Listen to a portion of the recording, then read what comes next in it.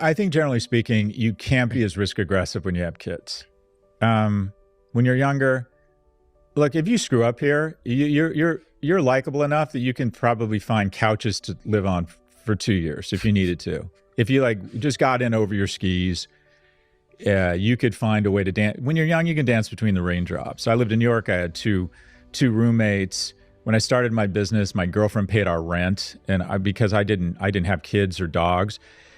There's just a certain level of responsibility and things you got to take care of as you get older. When you get a little bit older, don't go all in on anything. If you're going to start a business, use other people's capital, ring fence it. Don't get seduced into the worst thing that can happen in your 30s and 40s is you start a business and you start failing slowly. You just don't know. The worst type of business is one that gives you just enough green signals that you keep investing more time and more money.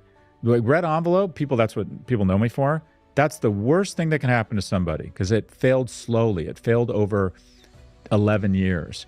I started an e-commerce incubator in New York backed by Goldman Sachs, Maveron, JP Morgan. It was out of business in 8 months because of the dot-com meltdown. That's a blessing. The best thing that can happen is success.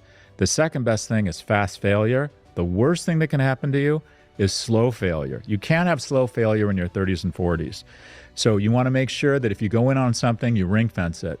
I'm leaving my job. I'm going to try and start my own business.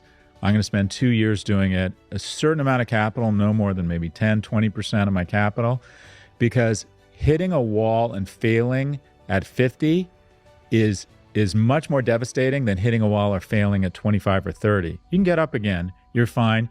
You can press the restart button a bunch of times. So you want to take advantage of that in your 20s and 30s and workshop a bunch of things. I'm not saying hop around. I'm not saying, oh, I don't love this. It's not my passion. No, that probably means it's just work. But if you're not making progress, if you're not making money, if you're not getting roles in films, if everything's just really hard, you're in a position at that age to say, you know what? I'm going to leave Milan and move to Munich, or I'm going to Dubai. You have flexibility when you're young. You have geographic flexibility. Lean into your advantage. It's a heck of a lot easier right now to make money in Dubai than it is in Caracas, right? You'd rather be good in a great economy than outstanding in a mediocre economy.